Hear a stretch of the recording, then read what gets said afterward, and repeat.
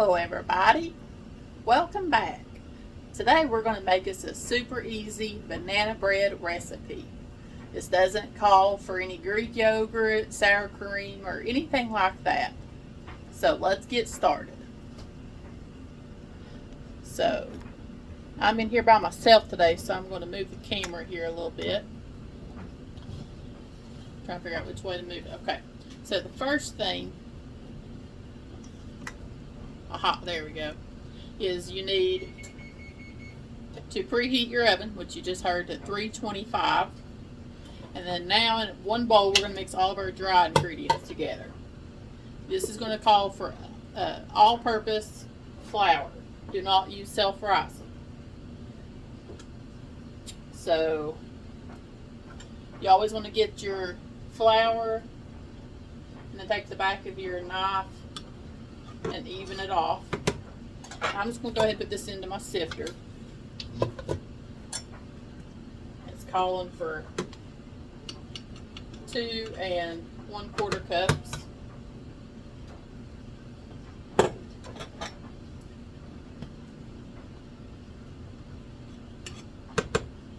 Alright, don't start sifting yet because you're going to sift your baking soda. So it calls for 1 teaspoon of baking soda. It does not call for any baking powder. So there's your teaspoon. Just go ahead and put that in your sifter. Need a teaspoon of salt. Put that in your, double checking, you have a teaspoon of salt. Oh, I forgot this one calls for a cup of sugar.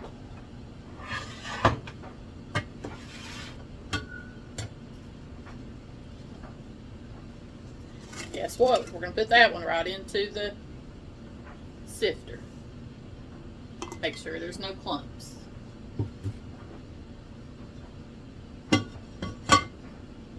I don't know if y'all can see back here. This is my newest yard sale find. I got the mushroom canister set. It was actually a 4-piece. I've got a bigger one on top of the refrigerator. Look at this. This thing is like perfect condition. You wouldn't believe what I paid for this at a church rummage sale. I got all 4 pieces for $7.50. That's my pride and joy right there. It's going to take care of it. Now we're going to sift all of our dry stuff.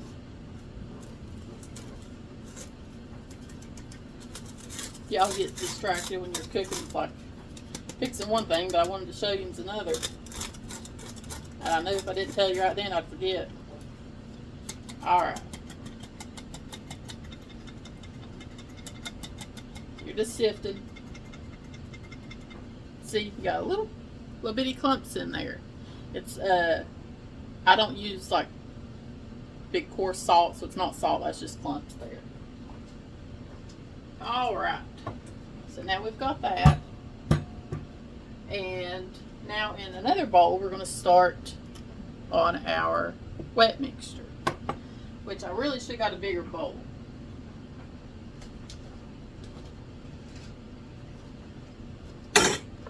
I'll just wash this, so transfer it here. So you want 4 ripe bananas. And I mean so ripe that the peelings are black that you are like, there's no way they could be any good. And we're going to just mash them up here with the back of our fork. And these were so ripe, it's not taking much effort to mash these. Had one maybe that's a little riper than the others, but for the most part they were. I'd show you the peelings, but they're already disposed of. Alright, so that's good enough. Like I said, they were so black. Even Jason was like, are those still good? I said, we're going to find out. And they were. Alright, so in this, you're going to need 2 eggs. So here's my eggs.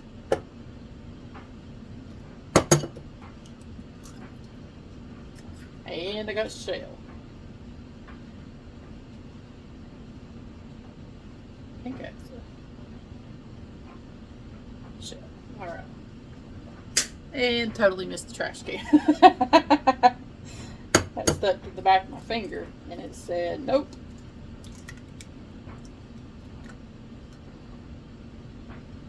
Let's see if this one gets in.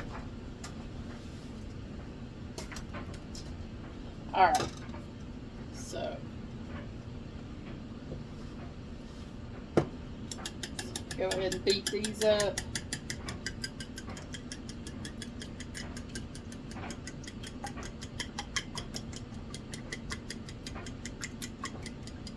This is a really simple recipe, and it's a good way to use up any old bananas you have laying around. Because like I said, they were so black, you weren't going to eat them. At least I wasn't. So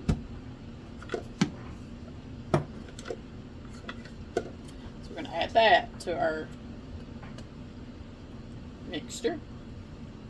Now we need a ½ cup of melted butter. This will be a stick, unsalted. I would say if you end up having salted butter, then you may want to cut back on the original salt where it called for a teaspoon. Just so it doesn't end up all on it. That put this in the microwave. I always cut mine up a little bit to help it melt a little easier so it doesn't have a huge explosion in my microwave, but I still do many times.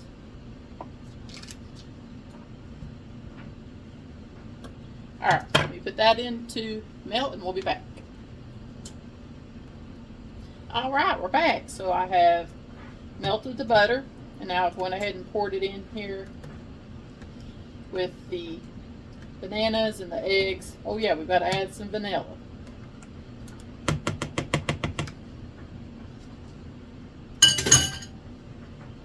Vanilla!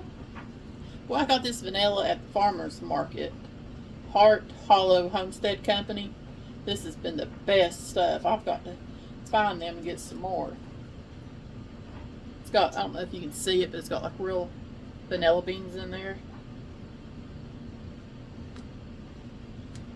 That stuff is amazing. I don't know if you can see it, but there's like little pieces of vanilla bean in there. Alright, so we're going to just mix this together. Because now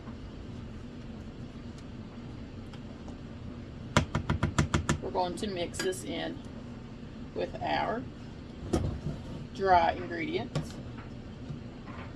I got these little whisk at Hobby Lobby, or not whisk, but these little tiny spatula things.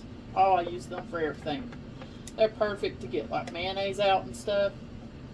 I'm not going to stir all this with that, but I would if I wasn't on camera. I love that little thing. You do want a pretty strong utensil when you go to mix all this up, because it will get very thick. That's okay.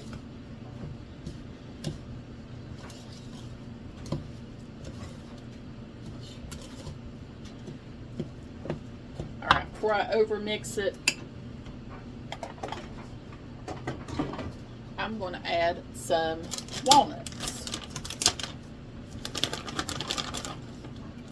Let's see here, I might need to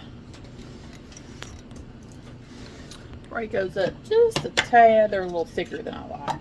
Now this is where you can add anything extra you want, like chocolate chips, walnuts, pecans, raisins, anything like that.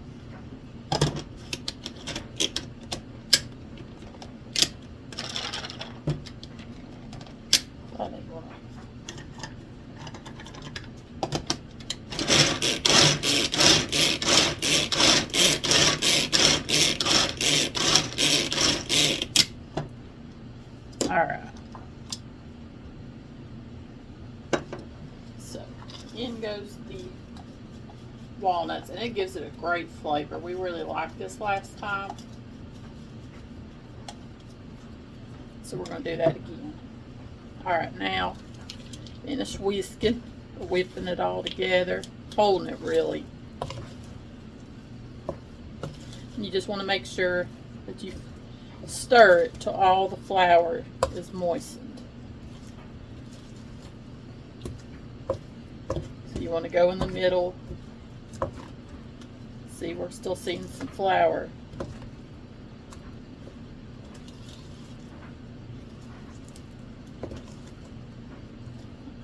Alright, now I don't see any. Okay, so let's get our dish that we're going to put this in. It calls for a 9x5, which is just your regular loaf pan. But I think that was loud. Give me a minute to get my pan. Alright, we're back. Now you could just use a loaf pan, but I have me a pretty Halloween dish that I'm going to use. I used it last time and we liked the shape it came out. You want to make sure you spray it good. Then you want to add a little bit of flour to coat your pan.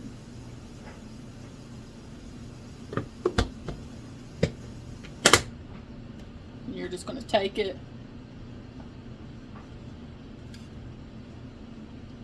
and you're just going to make sure all your edges and everything's coated.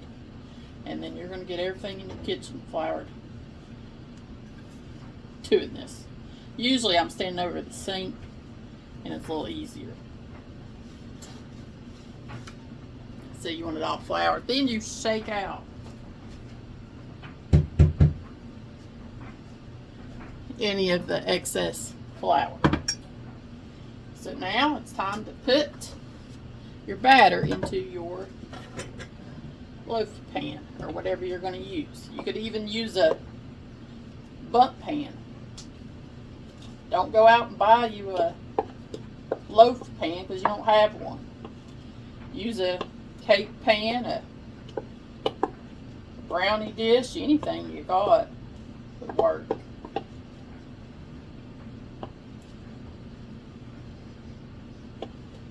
See how you'd be surprised, even though how thick this batter is, and it doesn't call for any sour cream or anything like that, it still comes out moist. Okay. That is a thick batter. Kind of smooth it out here. You're going to put this in a preheated oven at 325, and it says 50 to 60 minutes, and it will. I think last time mine took maybe 55 minutes. So let's put this in the oven, and then we'll be back with the finished product.